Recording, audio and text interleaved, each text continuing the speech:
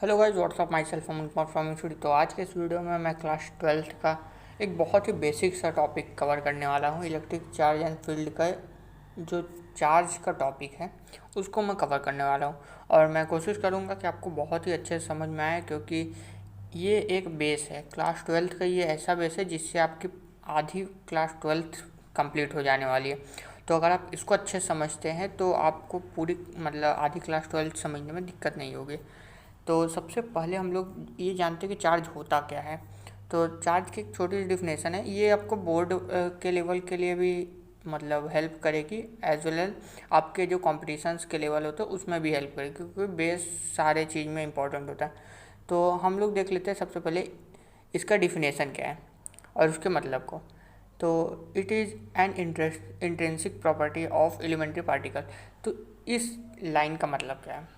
ये क्या है? Intrinsic property of elementary particle, यानी कि कोई भी पार्टिकल का एक इंट्रिंसिक मतलब होता है बेसिक, यानी कि ये कोई भी पार्टिकल का एक बहुत ही बेसिक सा प्रॉपर्टी है which give rise to force between electric force between various object. तो इस किस लिए इंट्रिंसिक प्रॉपर्टी क्या करता है कि जो दो ऑब्जेक्ट या तो वेरियस ऑब्जेक्ट यानी कि बहुत सारे ऑब्जेक्ट के बीच में एक इलेक्ट्रिक फोर्स लगाता है, उसके बीच में एक इलेक्ट्रिक फोर्स जनरेट करता है। समझ में आया?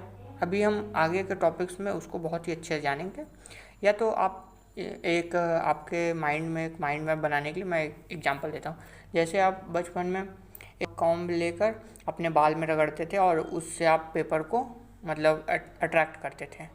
तो ये एक बहुत ही बेसिक एग्जांपल है। जैसे बलून को आप रब करके दीवार में लगा लें, तो ये भी एक बहुत ही बेसिक सा एग्जांपल है इलेक्ट्रोस्टैटिक फोर्स का।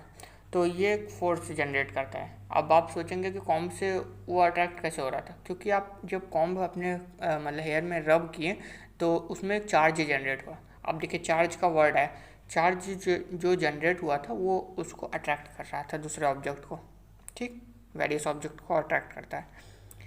यहाँ तक हमको समझ में आ गया।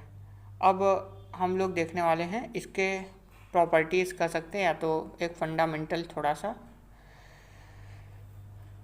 तो इसको मैं पॉइंट वाइज पॉइंट इसलिए लिखा हूँ क्योंकि एक डिफिनेशन के बाद उस टॉपिक के हर पॉइंट को जानना आपको इम्पॉर्टेंट होता है। आप ऐसे पॉइंट में लिखेंगे तो आपको बोर्ड में तो ज़्यादा नंबर मिलेंगे, और आपके जो कंपटीशन होगा आप पॉइंट वाइज पॉइंट याद करेंगे तो आपको ज़्यादा माइंड में याद रहेगा। तो it is a denoted by small Q और कैपिटल क्यू, ठीक है। और it is a scalar quantity. अब स्केलर क्यों होता है? क्योंकि इसका सिर्फ मैग्नीट्यूड होता है। और it SI unit is Coulomb's. इसको हम लोग कूलम्ब्स, इसका एसआई यूनिट क्या होता है? कूलम्ब्स। यानी कि आप कहीं पे भी इसका अगर जिक्र करेंगे या तो न्यूमेरिकल वैल्यू में कहीं पे भी इसको लिखेंगे कोई मैग्नीट्यूड, तो उसके आगे हम लोग कूलम लगाएंगे। जैसे मीटर पर सेकेंड होता है उस वैसे ही कूलम। It's nature. अब ये नेचर में दो प्रकार से पाए जाते हैं, या तो पॉजिटिव का या तो नेगेटिव का। अब ये जो पॉजिटिव और नेगेटिव होते हैं, अब इनके देखिए क्या प्रॉपर्टी है, दो property. Like charge always repel, मतलब लाइक चार्ज अगर दो एक समान चार्ज जैसे पॉजिटिव के पॉजिटिव दोनों पॉजिटिव चार्ज को एक तरफ लेके आएंगे तो वो रिपेल करेगा। क्या करेगा? वो एक दूसरे से दूर भागना चाहेगा। और वही अगर अनलाइक चार्ज मतलब एक पॉजिटिव एक निगेटिव, एक निगेटिव एक पॉजिटिव, अगर उसको पास में लेके आते हैं तो वो एक मतलब अट्रैक्ट करता है, वो एक दूसरे को खींचेगा, अट्रैक्ट करेगा। अब फिर से वही वाले केस पे आते हैं हम लोग एग्जाम्पल पे। जैसे हम बाल में रब करते हैं तो उसमें एक इलेक्ट्रॉन जनरेट होता है। अब वो पेपर के मतलब पॉजिटिव चार्ज को अट्रैक्ट करता है। समझ में आ गया? ठीक। अब हम लोग बहुत ही इम्पोर्टेंट टॉपिक पर आने वाले हैं, जो कि होगा हम लोग का प्रॉपर्टीज़ ऑफ चार्ज। क्या होगा? Properties of charge. तो जनरली नेचर में मतलब कि जनरली चार्ज के तीन प्रॉपर्टीज़ हैं जो कि एग्ज़ाम में पूछे जाते हैं, टेस्ट में पूछे जाते हैं, कभी कभार एग्ज़ाम मतलब बोर्ड में भी इसके क्वेश्चंस आते हैं। एंड मतलब इसके कॉन्सेप्ट के बेसिस पे आपके कितने क्वेश्चन मतलब मैक्सिमम क्वेश्चन सॉल्व होते हैं। तो आपको तो ये जानना बहुत ही इम्पोर्टेंट है। तो हम लोग सबसे पहले आते हैं इसके कितने प्रॉपर्टी हैं उसके नाम जान लेते हैं। पहला है एडिटिव, दूसरा है मतलब कंजर्वेशन ऑफ चार्ज, और तीसरा है क्वांटाइजेशन ऑफ चार्ज, जिसमें से क्वांटाइजेशन ऑफ चार्ज बहुत ही इंपॉर्टेंट है। क्या बहुत ही इंपॉर्टेंट है क्वांटाइजेशन ऑफ चार्ज, इसलिए मैं डार्क कर दे रहा हूँ। ठीक, तो पहले पे हम लोग आते हैं, किस पे, पहले पे। अभी क्वांटाइजेशन ऑफ चार्ज हम लोग नहीं देखते हैं। तो पहला है एडिटिव, एडिटिव ऑफ चार्ज, या तो एडिटिव हम लोग सिंपल से कह सकते हैं। तो एडिटिव मतलब क्या होता है, पहले इसका डिफिनेशन जानते हैं, फिर एग्जांपल, फिर उसके बाद इसके केस देखेंगे एग्जांपल में। It mean that the total charge of the system is algebraic sum of all individual charges located different point inside the system.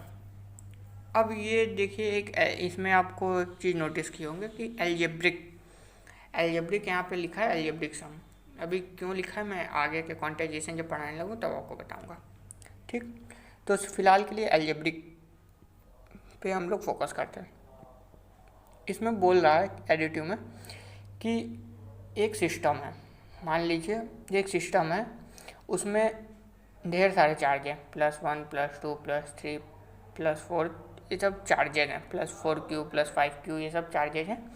अब जब पूरे सिस्टम का अगर हम लोग चार्ज लेते हैं तो सबको ऐड कर देंगे, अगर उसमें नेगेटिव चार्ज है तो उसको माइनस कर देंगे, सिंपल। अब देखिए इसमें बोल क्या रहा है कि वही कि जब it mean that the total, जब हम लोग total charge of the system निकालने लगेंगे तो उसके अंदर, उस सिस्टम के अंदर, मान लीजिए सर्कल है तो उस सर्कल के अंदर जितना चार्ज है, उसके बाहर से हमको कोई मतलब नहीं, उस सिस्टम के अंदर से जितना चार्ज है उसको हम लोग प्लस करेंगे, अगर नेगेटिव चार्ज है तो उसको हम लोग माइनस करेंगे। ठीक, एग्जाम्पल में मैंने लिया है यहाँ पे कि Q1 +Q2 +Q3, जितना n चार्जेस हैं तो n चार्जेस के लिए Qn तक जाते हैं। अब ये अभी तक आप मतलब ये एक केस बना लीजिए, जैसे मैंने बताया ना कि एक सर्कल है तो उसके अंदर आप कितने भी चार्ज ले सकते हैं अलग अलग, तो उसको ऐड करेंगे, अगर निगेटिव चार्ज है तो उसको सब्ट्रैक्ट कर लेंगे। ठीक, तो ये केस आपको समझ में आया। आई होप आपको जो भी डाउट हो वो आप कमेंट में पूछ सकते हैं, मैं फिर से उसको या शॉर्ट्स के माध्यम से, या तो आपको कमेंट में ही उसका आंसर दे दूंगा, या तो नेक्स्ट वीडियो में आपको पूरा उसको डिफाइन कर दूँगा। दूसरा हम लोग के पास है कंजर्वेशन ऑफ चार्ज। फिलहाल इसके लिए मैंने 2 डिफिनेशंस है। पहला डिफिनेशन है कि द इलेक्ट्रिक चार्ज, ठीक, the electric charge can not be created not destroyed, they can only transfer from one body to another body. तो ये हम लोग बचपन से पढ़ते आ रहे हैं मास के लिए, the mass can not be created not be destroyed, it can only transfer from one body to another body, ये सब हम लोग बचपन में पढ़ते आए हैं। तो वही में बस उसी डिफिनेशन में बस मास की जगह इलेक्ट्रिक चार्ज लगाना है।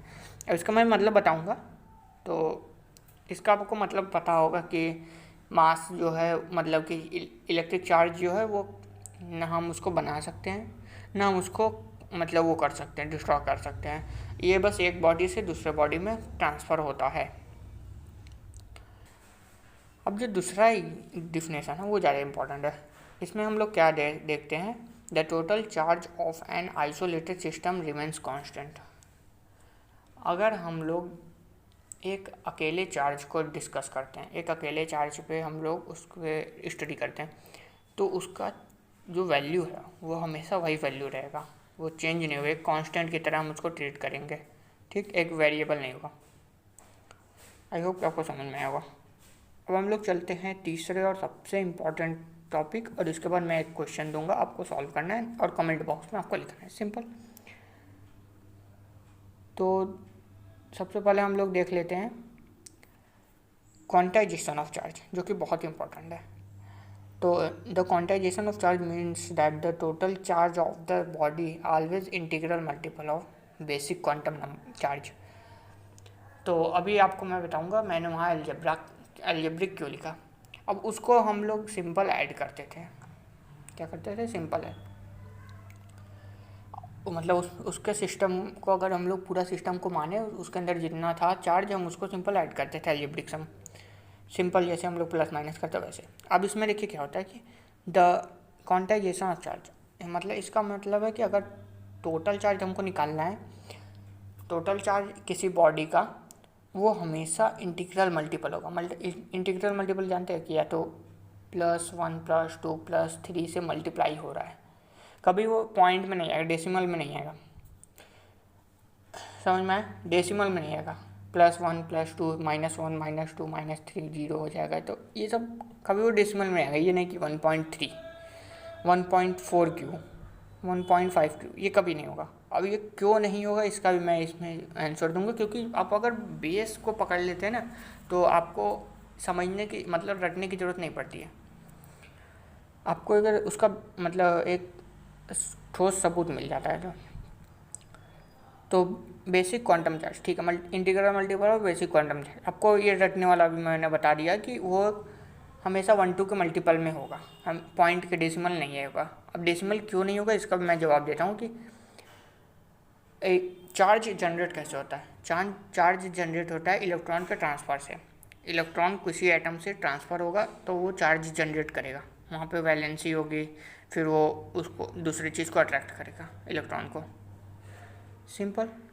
अगर आपने केमिस्ट्री पढ़ी है 11th में थोड़ी बहुत तो होगी, यानी कि सेकंड चैप्टर पढ़ी है तो आपको अच्छे से आएगी। चार्ज जनरेट हो रहा है। अब इलेक्ट्रॉन तो सबसे छोटी मतलब इलेक्ट्रॉन तो वही जाएगी, मतलब एक इलेक्ट्रॉन कम से कम कितना इलेक्ट्रॉन जा सकता है, एक इलेक्ट्रॉन जाएगा। आधा इलेक्ट्रॉन कभी आपने सुना कि आधा इलेक्ट्रॉन इसमें गया आधा इलेक्ट्रॉन इसमें गया, वो कभी पॉसिबल नहीं, क्योंकि उसमें बहुत ज़्यादा एनर्जी लगी उसको तोड़ने में, और ये बहुत ही एक इनप्रैक्टिकल बात है जिसको हम लोग कंसिडर नहीं करते। तो सिंपल से आप समझिए कि बेसिक में इलेक्ट्रॉन कितनी जाएगी, 1 जाएगी, 2 जाएगी, 3 जाएगी, या तो 1 आएगी, 2 आएगी, माइनस में अगर हमको वैल्यू लिखनी है तो 1 आएगी, 2 आएगी, 3 आएगी, ऐसे में। अब इसमें हम लोग लिखे हैं एक और टर्म है यहाँ पे, बेसिक क्वांटम चार्ज। अब इसको बेसिक क्वांटम चार्ज हम लोग क्यों कह रहे हैं, क्योंकि बेसिक क्वांटम चार्ज मतलब एक इलेक्ट्रॉन के ऊपर कितना चार्ज है, कम से कम 1 इलेक्ट्रॉन तो जाएगी, ये हम लोग ने देख लिया। इससे बहुत क्वेश्चन बनते हैं, आगे जब मैं क्वेश्चन आपको दूंगा तो आपको अच्छे समझ में आएगा। तो बेसिक मतलब कि 1.6 × 10⁻⁻19 कूलम, ये एक मतलब चार्ज की वैल्यू है। तो आई होप कि आपको ये समझ में आया होगा, क्योंकि इसका फॉर्मूला होता है Q = NE, मतलब N क्या हो जाता है इंटीग्रल, और E क्या हो जाता है हम लोग का चार्ज का वैल्यू। एंड आपके लिए एक होमवर्क है लास्ट में, जो कि आई होप कि आप करेंगे, एंड इसको कमेंट बॉक्स में ज़रूर से ज़रूर बताइएगा। तो how many electrons in 1 coulomb, अब 1 कूलम में कितने इलेक्ट्रॉन्स होते हैं, 1 कूलम में, ये वर्ड ध्यान रखिए। नहीं आएगा तो मैं अगले में हिंट दूंगा आपको। तो आई होप कि आपको ये पूरे लेक्चर समझ में आए, एंड इसके बाद मैं और भी मतलब इलेक्ट्रिक फील्ड पे जाऊंगा, एंड बहुत सारी चीज़ें हैं, इलेक्ट्रिक फोर्स है, ये सारी चीज़ें मैं बहुत जल्दी जाने वाला। तो अगर समझ में आए तो लाइक कर दीजिए, एंड मिलते हैं नेक्स्ट वीडियो में। थैंक्स।